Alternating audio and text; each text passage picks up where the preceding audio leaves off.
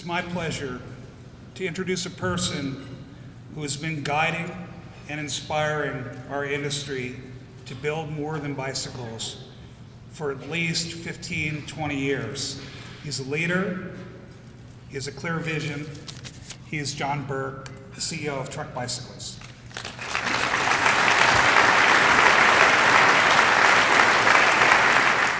See if I got my clicker here all ready to go. I just want to thank Pat Hoos and Interbike for having me here this morning. It's been a while since I've been to Las Vegas. The bike industry is really at a crossroads today, and it's an interesting time. And so my speech this morning is going to be the good news, the bad news, and a few thoughts on the future. A real simple story. And so we're going to start out here and we're going to talk about the good news. And if you take a look, there's a lot of people in this room who have worked hard to create some good news over the past 15 years. So let's take a look at the good news. First thing is the federal investment in cycling. If you go back and you take a look at 10 years from 1992 to 2001, the federal government invested $1.8 billion in cycling. Over the last 10 years, that investment grew to $6 billion, 3 times the money. And it didn't happen by accident. It happened because people asked for it to happen. I've always said that a democracy is government of the people, by the people, and for the people who show up. And enough people showed up for the bicycle to get more federal funding. Those dollars turn into projects that dot the land. In those 10 years from 1992 to 2001, there were 6,000 projects. From 2002 to 2011, there were over 18,000 projects. If everybody in here can just think of your own community and all the bike trails that have been built over the last 10 years, it really is amazing. The second piece of great news out there is we are making progress and cities are literally being transformed. And I'll give you a couple examples here. This is Portland in 1990. And on the map, you can see dedicated bike trails in Portland. That's 1990, that's 2000. 1990, 2000. That didn't happen by accident. That happened because people like Jay Graves, who's a retailer in Portland, and advocates in Portland got together and they made a difference. The best news is that's Portland in 2010, and even better yet, that's the plan for the future. Now,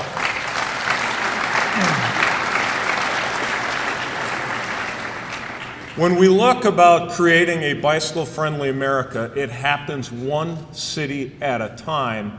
And does anybody have any doubt as to whether Portland is going to be a bicycle-friendly city? Okay, let's see if I can do that. There you go.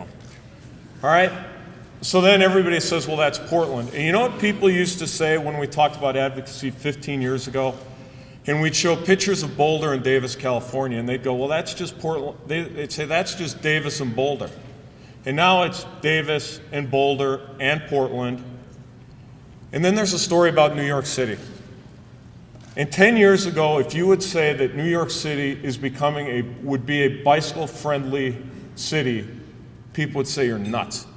All right? That's New York City in 2001. That's New York City in 2012. New York City has been transformed because people like Noah Budnick and people like Paul White have spent their lives transforming New York City.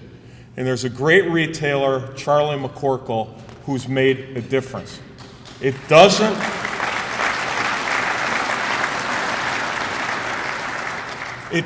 happen by accident. It's all about people and taking responsibility for their markets.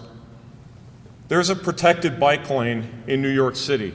It's on 9th Avenue, 8th Avenue, 1st Avenue. There's not just one, there's 4 or 5 of these. There are more on their way. The transformation that's happening in New York is amazing. And then we take a look at Atlanta. And that's today, 2012, and it really doesn't look very good. And Atlanta has never been a very good city for cycling infrastructure. And I happened to point this out to my good friend Dan Thornton once, and I said, you know, Dan, cycling sucks in Atlanta. And Dan kind of thought about that for a minute, and he didn't seem to take it all that well. And the next year at the Bike Summit, who shows up? Dan Thornton and about 20 people from Georgia. And I said to Dan, Dan, why are you here? And I said it in front of a group, and he stands up and he says, because cycling sucks in Georgia and we're here to do something about it. Okay?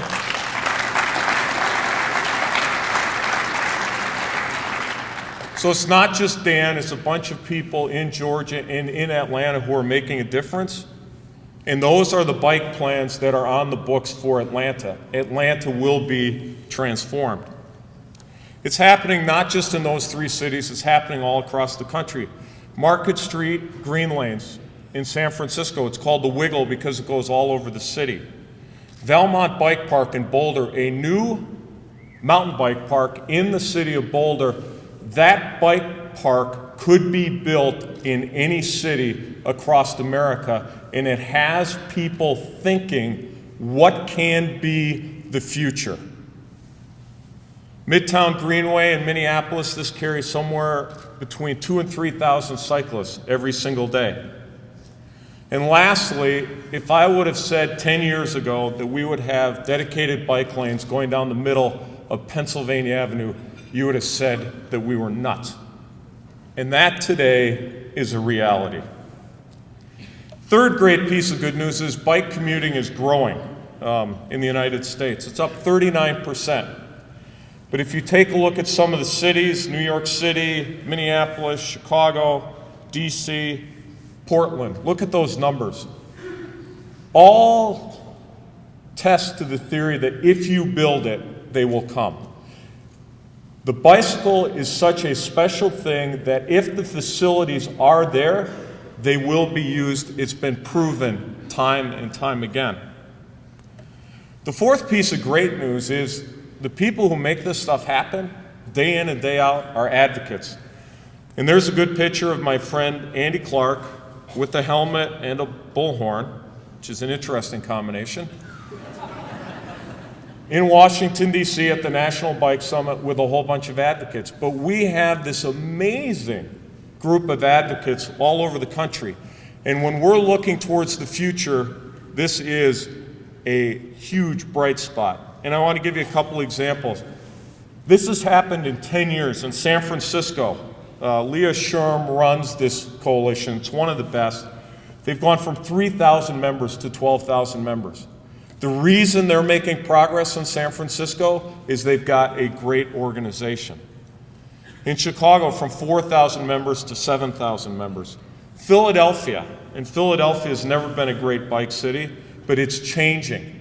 And one of the reasons it's changing is people like Pat Canan have gotten involved, and they've gone from 1,000 members to 3,000 members in a short period of time. Cascade Bicycle Club in Seattle, 3,800 members to 14,000. I can tell you this because I was the keynote speaker at a breakfast there 2 or 3 years ago. If you ask people in Seattle who the most powerful political force in Seattle is, the answer is the Cascade Bicycle Club. That is a well-funded, well-organized group that is making a difference. And lastly, I already talked about them, but transportation alternatives in New York. 10 years ago, they had 7 employees. Today, they have over 70 people working and advocating for the bicycle. They have an annual budget of over $3.5 million. All these people are making a difference. And then I also like to talk about IMBA because one of the most competent organizations out there is IMBA, and they are doing incredible work. IMBA Trail Solutions, over 350 projects since 2004. I think one of the best things IMBA has done is ride centers. Take a look. There's 6 phenomenal ride centers dotted across the country where people are going, they're experiencing mountain biking, and they're energized going back to their communities to make new mountain bike trails. They're really amazing. And then the national parks. And I gotta give some credit here to Jen Dice, because she is one of the best advocates in the industry, and she is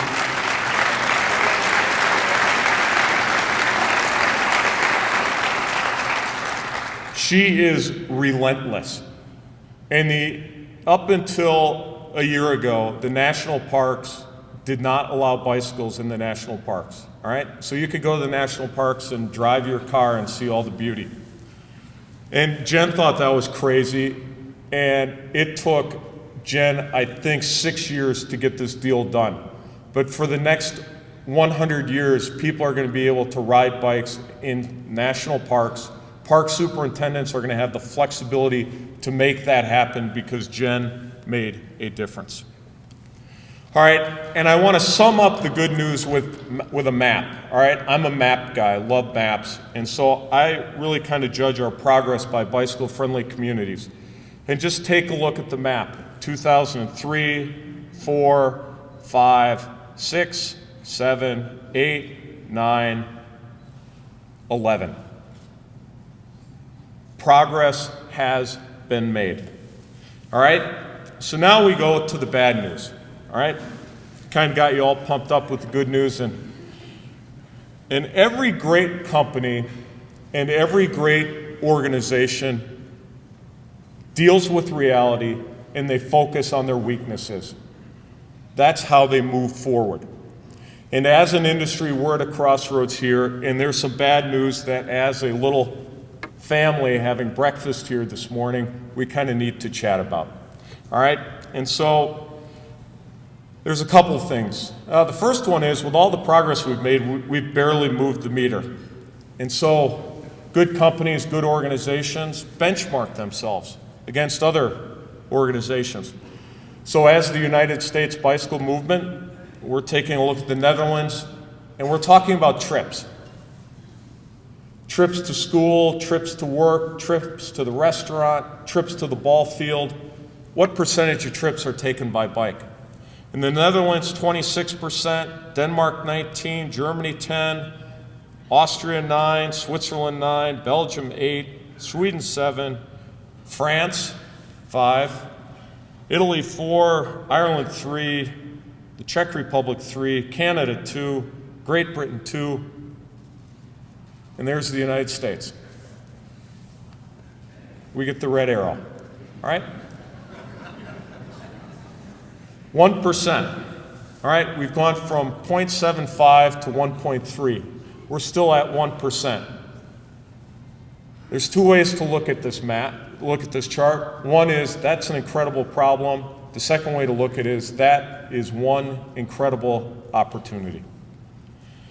The second piece of bad news, and this really is bad news, is in the last 4 months we have lost dedicated federal funding.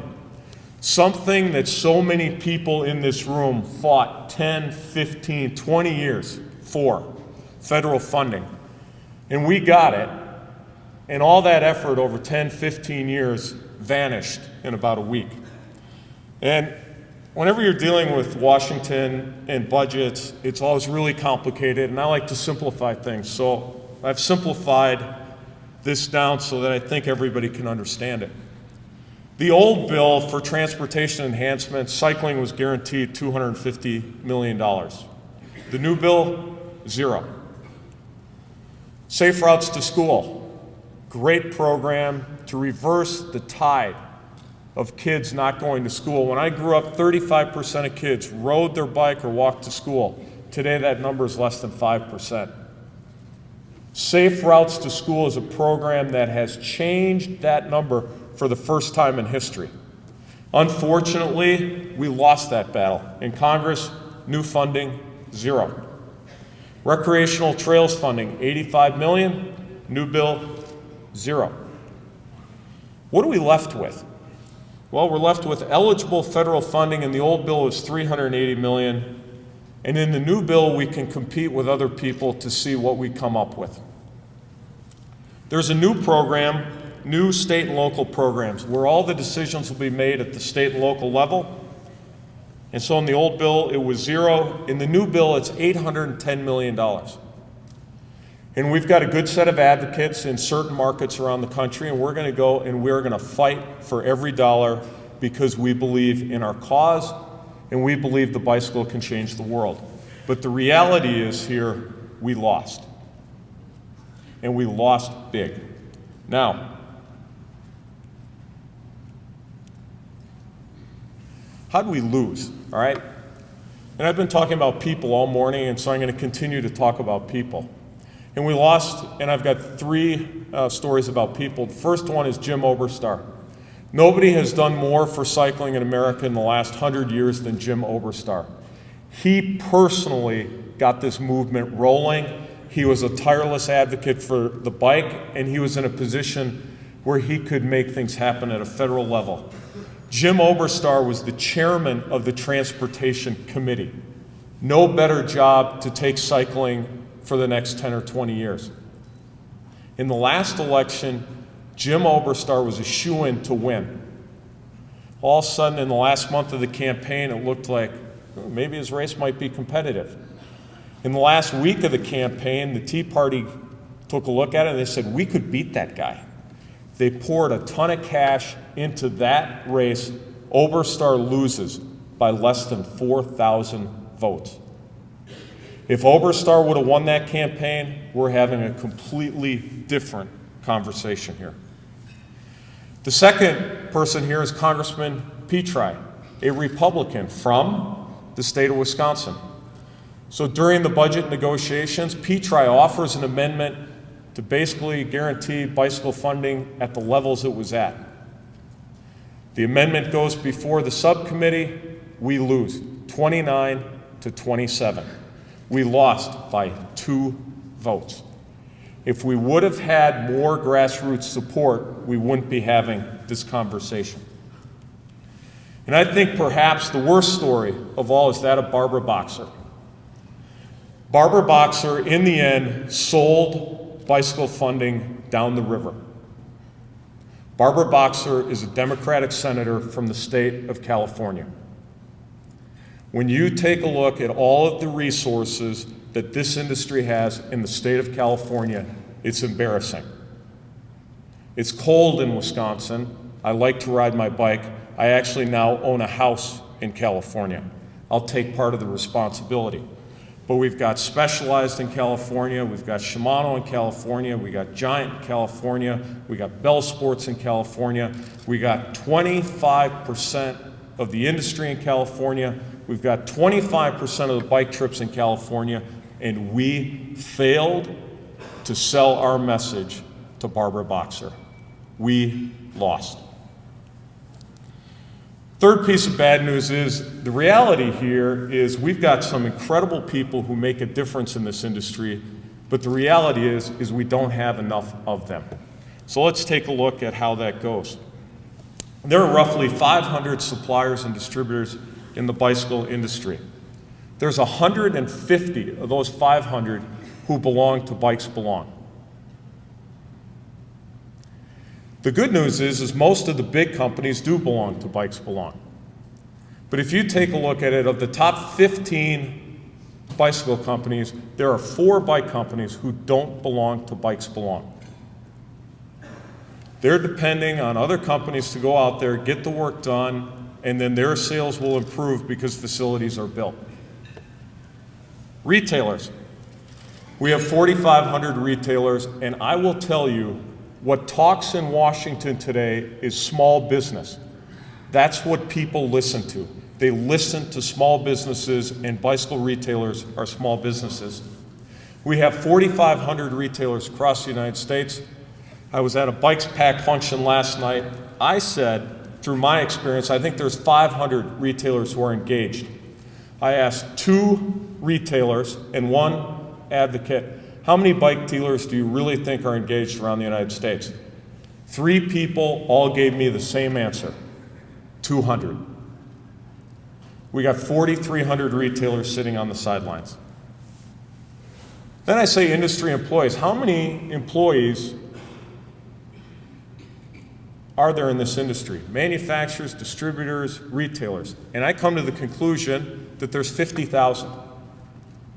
And how many are involved in really trying to make the bicycle, America, bicycle-friendly community?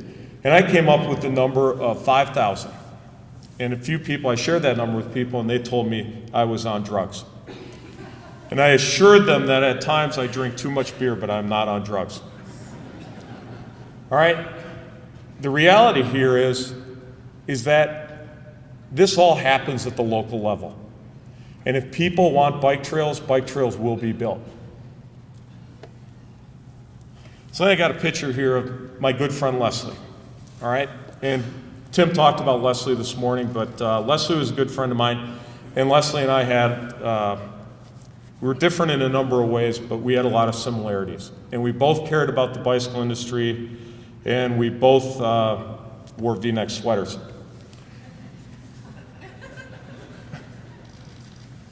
And so this is a good picture, and it's good because Chris Cagle's in there, one of the all-time great retailer advocates. Earl Blumenauer's in there, one of our great supporters in Congress. And there's Lynn, Leslie's wife. Had a great time that night. And one of my favorite stories is that one of Leslie's last Bikes Belong board meetings, Leslie has a little baseball hat and V-neck sweater. You know, always peer up over the computer where he was taking copious notes. And we were talking about how we needed to do better, and Leslie said, we need to do better. And we need to get our act together, just like the NRA. And Leslie went on this 5-minute monologue about the NRA, and he had all the facts, and it was captivating. And I looked over across the room, and I said, Leslie, how do you know so much about the NRA? And Leslie says, I found it to be so fascinating that I signed up for a membership. I go, Leslie's the last guy you'd ever think of being an NRA member. I go, Leslie, are you serious you're a member of the NRA? And he looks at me with that big Leslie smile and he goes, you bet. And so I just thought this morning I'd kind of take you through the NRA versus bikes, all right?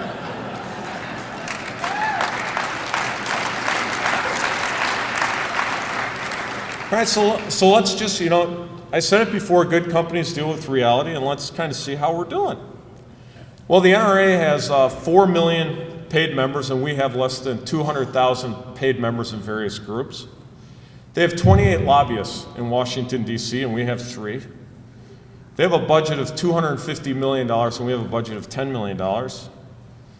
And their political action committee supports government representatives that support guns to the tune of $2.7 million, and we came up with 40 grand for bicycles. All right? Now that kind of shows you what our potential is and why we are where we are. And Leslie's last point was this, and he kind of gets to the end, he kind of goes, and look at our cause versus their cause. And ask yourself, if the NRA was in the same soup we were in dealing with the budget last year, would the gun manufacturers have been behind the NRA? Would they all have been there? Not just 20% of them? And would the gun retailers, would all of those people been up in arms and storming Washington? And how about the gun owners? They would have known who all the gun owners were, and they would have got the frickin' deal done. And that's what we need to do. And so there's a couple of reasons why this whole thing about bikes is important. And I've said this in the past, but this nation has a health epidemic that nobody knows how big the tsunami is that's coming. Because the people who are in their 70s and 80s today grew up eating right in the 40s, the 50s, and the 60s. And the generation that is coming down the pipeline, somebody is going to have to pay for all this. And I've spent a bunch of time in Health and Human Services, and when you talk to those people, they say, watch out. And then we get to the environment. And you can look at the environment two different ways, right? You can say global warming is happening, or you can say it's not happening, that's a joke. If it really is a joke, okay, then we're all good. But if it's really happening, that's a real problem. And you're kind of better off to count on it's a frickin' problem. And if it's not, then we're fine. And the last thing is just congestion. I don't know where you live, but congestion is increasing. And the great thing about the bicycle is it's a simple solution to all three of these problems. That's why it makes a difference. Somebody once said that a great life is when you live up to your potential and you give back to others. One of the great things about the bicycle industry is that we're in a position through advocacy and through the bicycle where our work is actually giving back to others. We're not just doing this from a business case, this is the ability to do good. However, if you want to talk about the business case, there is one, all right? And I put a little chart up here, and this kind of shows you where the United States is and how much people spend per bicycle, all right? Per capita, Americans spend $15 a year on a bike. In Holland, they spend $82. And I kind of took that, and I said, what's the potential in 2025? And if you take a look at the Dutch bike market, there's only 16 million people who live in Holland. And that market size is $1.3 billion. It's huge. And the reason it's huge is because people ride bikes. If you take a look at the United States, we have 300 million people. We're roughly 20 times the size of Holland, and our bike industry is $4.5 billion. It's grown quite a bit in the last 10 years. But it's got a long ways to go. So I said, I put the numbers together and I said, well, what could it be? And I said, well, if we just let things keep going the way they're going now, we're making progress, that we'll get up to 2% by 2025. That can be done. And there will probably be more people in America, so that bike business will probably go to $7.5 billion. But then I said, what's acceptable? What should we shoot for? Because does anybody here want to pitch and putt? Does anybody here want to play small ball or be remembered for mediocrity? We have a chance to do something great. And so I said, well, if we do something great, I define great as let's get 5% of trips by 2025. And what does that mean? It basically triples the bicycle industry. It does that for manufacturers, for distributors, for retailers. And along the way, you do a lot of good. All right? So I said, let's have a few goals for moving forward. 5% of all bike trips by 2025. And how do we get this job done? And so I got a few points what I think. The first one is every supplier and distributor becomes a member of Bikes Belong. Now, okay?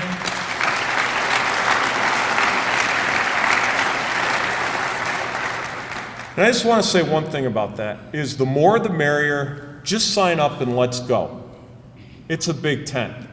But I will say this, to those people who say, we're not members of Bikes Belong because we do other things, I say bullshit.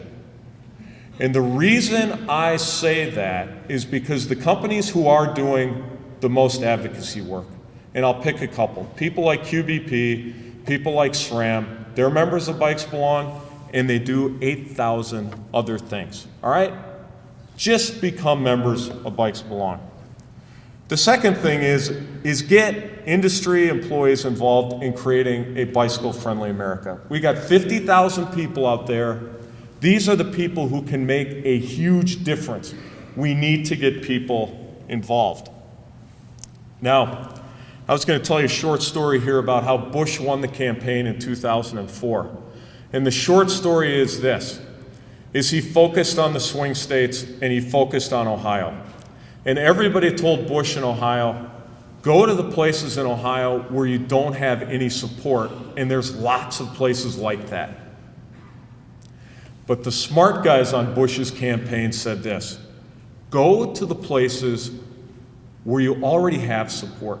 the Republican districts, the heavily Republican districts, and make sure all those people show up. And this is Bush's campaign manager for Ohio. I can't pronounce his last name. But he says at the end, we were always thinking about personal contact. We did it with grassroots. We did that in Ohio, and I think we changed the face of politics.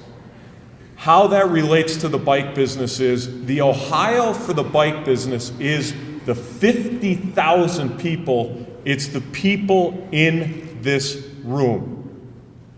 These are the people we need to get engaged, not the 40 million people out there. If we can get 50,000 people engaged in the bike business, we can get it done.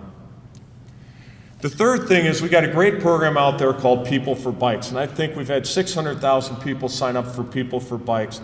But if you take a look at the success of the NRA, they have 4 million paid members. We need to develop a program in the industry that has paid membership for cyclists who care about cycling. So that's a mock-up of a card that Bikes Belong is going to be kicking around the idea of coming up with a paid membership. They're going to work on that and hopefully have it figured out by January 1st. There's a great new program out there called Green Lanes, and there's 10 cities that are doing it. There's maybe 50 green lanes out there right now. The biggest way to grow the bicycle business is for Mr. and Mrs. America who don't want to compete with cars. Green lanes is low cost. Cities can use green lanes to put up a buffer between cars and cyclists. It's a super program, and it's going to get accelerated quickly. The fifth room is create a war room in Boulder. And I go back to the story of Oberstar, of Petri, and of Barbara Boxer. We have a lot of people working on this deal, but we need to have a coordinated effort for the bicycle industry where we know all the House people, all the Senate people, all the governors, we know all the mayors, we know all the influential people around the United States, people who care about bikes, so that when the time comes and we need to know somebody in the 8th Congressional District of Oklahoma, somebody can press the button and we know where those people are, and we can get that done. Okay, and now I come to the end. 48-46. Now there's a story about World War II. D-Day, Theodore Roosevelt Jr. He's 56 years old. He wants to land on D-Day. Well, he's way too old to land, but he has one good thing going for him. His cousin is the President of the United States. So he sends a note to his cousin, and he requests to land in the first wave on D-Day. Not only is he 56, but he has arthritis, and he has a heart problem. But Theodore Roosevelt Jr. lands on the first wave at D-Day. Gets out, they're on Utah Beach, they're a mile away from the objective. He's with a bunch of 18 and 19-year-old boys. He says, "Wait here, I'll be back." He takes his pistol, walks up the beach, under fire, figures out where they need to go, comes back. Everybody's in a panic. They say, "What the hell do we do?" Roosevelt looks at him and he says, "Gentlemen, the war begins from here." All right? That's one story. The second story is this. I have a friend, Mark McKinnon, and he went through a life crisis where his wife got cancer. And 85% chance she was going to die, wasn't going to make it. Well, she ended up making it. And he said to himself, he said, "I'm going to make sure that every day counts." All right? So what he did was he took a jar and he filled it with beads, all right?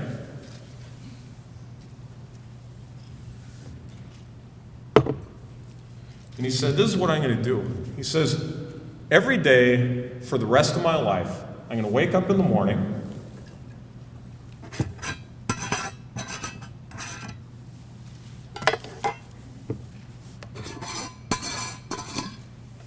little science experiment. I'm going to wake up in the morning and I am going to pick up one of those beads. I'm going to take a look at that bead and I'm going to say, every day for the rest of my life is going to count. And I heard that story and I just turned 50 this year, and so I figured out how many more days I have left, so I put together a couple of jars for my life, and every morning I wake up and I want to make the absolute most of it. So we've got 4,846 days from now until the end of 2025, all right? If everybody in this room takes a leadership position and does something. There was an old football coach, Bill Parcells, and he said to his players, whatever you do today, just do something. If we all go out there and make a difference, we can transform America into a bicycle-friendly country. Thank you for having me this morning.